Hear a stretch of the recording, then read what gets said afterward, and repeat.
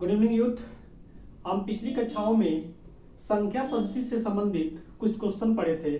यानी संख्या पद्धति में हमने नंबर स्टार्ट किया था। ठीक है, नंबर। तो नंबर को मैं बांटा था किसमें किसमें। तो एक में बांटा था वास्तविक संख्या और दूसरा बताया था आभासी।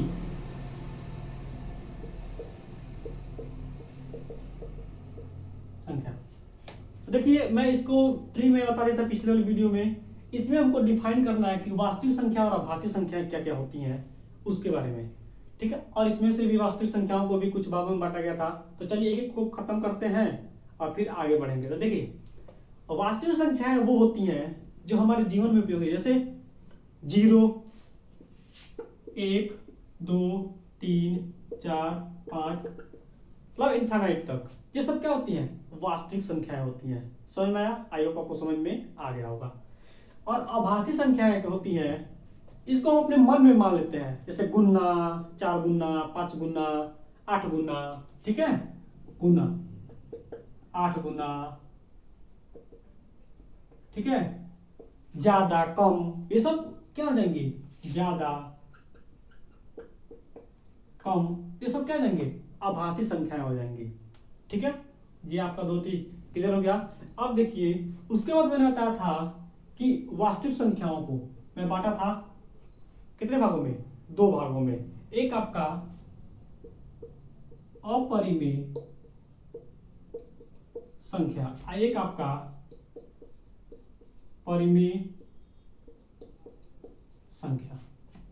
ठीक है, तो आइए अब इसको डिफाइन करते हैं कि परिमेय संख्याएं और अपरिमेय संख्याएं।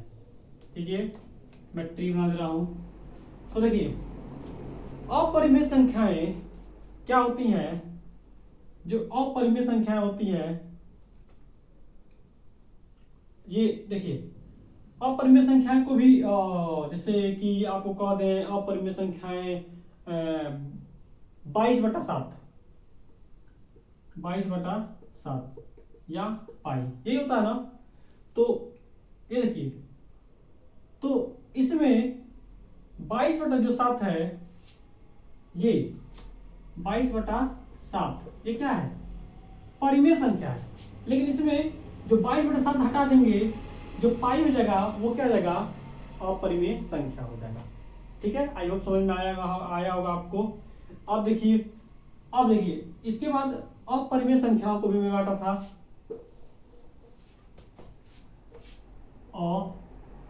अपरिमेय संख्या को। इसको मैं बांटा था कितने भागों में? 2 भागों में, एक पाई और एक करणी। तो पाई आपको पता ही है कि ये पाई ही हो जाएगा, यानी पाई का मान 22/7 होता है। अभी बताया कि पाई अपरिमेय संख्या है, लेकिन 22/7 आपका परिमेय संख्या है। और करणी वाला आपको पता ही है, √3, √5, ये सब क्या हो जाएंगे? करणी वाले हो जाएंगे। तो ये करणी संख्या है, इसको हम क्या कहेंगे? करणी संख्या है। ठीक है, तो ये समझ में आ गया आपको। अब मैं अपरिमेय संख्याएं, अब इसी में से निकला था क्या? परिमेय संख्या है। ठीक है, पीछे आपने डायग्राम में देखा था। अगर नहीं समझ में आया तो पीछे वाला वीडियो मेरा देखिएगा, उसमें मैं पूरा ट्री बनाया हूं। तो यहां पर होगा परिमेय संख्या। ठीक है, अब इसको हमने बांटा था 2 भागों में। क्या क्या? एक आपका पूर्णांक और दूसरा भिन्न। पूर्णांक और दूसरा भिन्न। ठीक है, तो पूर्णांक संख्या है। पूर्णांक संख्या में क्या आ जाएंगी? देखिए, -5, -4, -3, -2, -1, फिर हो जाएगा 0, फिर 1, 2, 3, 4, 5, ये सब क्या हो जाएंगे? पूर्णांक संख्या हो जाएंगे। ठीक है, आई होप समझ में आ गया आपको। और भिन्न संख्याएं क्या हो जाता है? भिन्न संख्या आपकी 1/2, 3/4, 2/5, ये सब क्या हो जाएंगी? भिन्न। भिन्न मतलब न्यूमरेटर और डिनोमिनेटर के रूप में हो। ठीक है, अंश और हर के रूप में। अंश आटा हर। ये चीज परिमेय संख्याओं में भी होता है, न्यूमिनेटर और डिनोमिनेटर। ठीक है, न्यूमिनेटर और डिनोमिनेटर के रूप में हो तो परिमेय संख्या जो न्यूमिनेटर और डिनोमिनेटर के रूप में हो वो भी होती है, और भिन्न संख्याएं भी कुछ उसी से मिलता जुलता होता है। ठीक है, तो देखिए अब पूर्णांक को हम पहले पढ़ेंगे, भिन्न को भी मैं बांटा था, तो एक काम कर लेते हैं, पहले भिन्न को खत्म कर लेते हैं, छोटा सा है। देखिए भिन्न को हम खत्म करते हैं तो इसको भी दो भागों में बांटा गया है, एक होता है करणी, एक होता है मिश्रित। करणी एक होता है मिश्रित। तो करणी पढ़ते हैं पहले, यही बताया था, करणी हो जाएगा 3 और 5 7, ये सब क्या देंगे, करणी संख्याएं हो जाएंगी। आई होप आपको समझ में आ रहा होगा। तो मेरे वीडियो को लाइक करिए, सब्सक्राइब करिए और अपने दोस्तों के पास शेयर करिए। मैं हर छोटे से छोटे चीज को दूंगा, आपको कुछ भी नहीं छोड़ूंगा, हर चीज कवर करूंगा। रीजनिंग से मैं इस चीज को तोड़ के और आपके सामने रखूंगा। ठीक है, कतई जहर वाला क्वेश्चन जहां से बनेंगे, आपको हर परीक्षा में बनेंगे, तो इस चीज का ध्यान रखिए। अब देखिए मिश्रित संख्या, मिश्रित संख्या क्या आ जाएंगे, 2 होल 3/4। ठीक है, ये संख्या हो गया मिश्रित संख्या है। और हो जाएगा 4 होल 5.9। आई होप समझ में आ गया होगा आपको कि ये सब क्या होती हैं, मिश्रित संख्या होंगी। तो मिश्रित संख्या आपको समझ में आ गया। आइए हम नेक्स्ट क्या चीज, पूर्णांक, पूर्णांक को समझते हैं।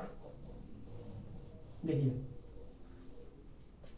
पूर्णांक आपका क्या हो जाएगा, अब पूर्णांक ही क्या रहता है आगे चलकर, पूर्णांक पूर्ण संख्या बन जाता है। क्या हो जाता है, पूर्णांक आगे चल के ही पूर्ण संख्या। अब पूर्ण संख्या क्या होती है, 0 1 2 3 जहां तक चली जाए। ठीक है, पूर्ण संख्या समझ में आया। देखिए हर एग्जाम में इससे रिलेटेड जरूर क्वेश्चन बनते हैं। मैं एक बात कहा हूं ना कि कतई जहर वाला क्वेश्चन यहां से बनता है, बहुत ही मोस्ट इंपॉर्टेंट ये चीज है, हर एग्जाम इंसान को जानना चाहिए। तो आइए, ये आपका पूर्ण संख्या हो गया। अब पूर्ण संख्या ही आगे चलकर क्या होता है, प्राकृतिक संख्या बन जाता है। और प्राकृतिक संख्या आपको पता है क्या होता है, 1 2 3 4 5 6 और बहुत से हो जाते हैं। ठीक है, और प्राकृतिक संख्याओं में ही निकल के आता है क्या क्या, समझ लीजिए, सम, फिर आता है विषम, फिर आता है आपका भाज्य, और फिर आपका आता है क्या, अभाज्य। और एक और चीज आता है क्या, सह क्या भाज्य। तो चलिए सबको क्लियर करते हैं और सीखते हैं। सम संख्याएं तो आपको पता ही है क्या होते हैं, ऐसे नंबर, ठीक है, या ऐसे डिजिट जो क्या हो, लास्ट के अंक सम हो, यानी 2 4 6 8 10, यानी किसी न किसी संख्या से क्या हो, डिवाइड हो जाए, यानी दो भागों में उसको बांट दे, वही हमारा क्या होता है, सम संख्या है। विषम संख्याएं क्या होती हैं, देखिए 1 3 5 7, ठीक है, 1 3 5 7 9, ऐसे ही आगे 11 13, ये सब क्या देंगे, विषम संख्या होंगी। आई होप समझ में आ रहा होगा आपको, ये बहुत ही जरूरी है जानना, इसे सीखिए, मैं हर चीज दूंगा आपको। फिर आता है भाज्य संख्या, तो भाज्य संख्या क्या हो जाएगा आपका, 4 10 और 9। देखिए एक एग्जांपल लिया हूं मैं, 4 10 9, तो ये बताइए क्या होगा, जो 4 होगा वो आपका क्या हो जाएगा, भाज्य संख्या हो जाएगा। ठीक है, इसके बारे में और भी डिटेल में हम जानेंगे।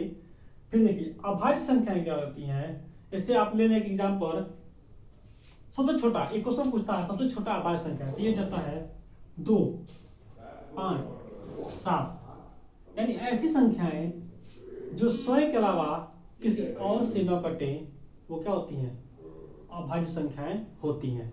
ठीक है, तो सबसे छोटी अभाज्य संख्या क्या होती है, 2। यहां नोट में लिख लीजिए, सबसे छोटी क्या अभाज्य संख्या क्या होती है, 2 होती है। ये क्वेश्चन बहुत पूछे जाते हैं, मोस्ट इंपॉर्टेंट है। ठीक है, बहुत इंपॉर्टेंट है ये क्वेश्चन, बार बार पूछा जाता है। और देखिए, और भाज्य वाला मैं बताया हूं जो काट दे, ठीक है। असभाज्य वाला क्या हो जाता है, देखिए एक एग्जांपल लेता हूं मैं, 14 15, और एक और मैं एग्जांपल लेता हूं 6 और 7, ठीक है। और यानी सभाज्य का मतलब वो होता है कि कोई संख्या, मतलब जो किसी एक संख्या से न कटे, समझ में आ रहा है, जो किसी, मैं लिख रहा हूं यहाँ पे, इसको मैं हटाता हूं या लेता हूं, जो किसी एक संख्या से न कटे, ठीक है, एक संख्या से न कटे। तो 14 और 15 कोई ऐसा संख्या नहीं है जो इसको दोनों काट दे, समझ में आ रहा है। 6 और 7, 2 से तो 6 कट जाएगा, क्या 2 से 7 कटेगा क्या, नहीं ना। तो ऐसी संख्या, यानी मतलब कोई ऐसी संख्या ना हो जो दोनों को काट दे, वही हमारा क्या होता है, सभाज्य संख्याएं होती है। आई होप आपको समझ में आ गया होगा, ठीक है। तो मेरे चैनल को लाइक करिए, सब्सक्राइब करिए और अपने दोस्तों के पास शेयर करिए। मैं हर दिन 2-3 वीडियो डालता रहूंगा, जैसे टाइम मिलेगा मैं इस पे वर्क कर रहा हूं, मैं इसको और आसान करने की कोशिश कर रहा हूं। और आप इसको लाइक करिए, सब्सक्राइब करिए। धन्यवाद।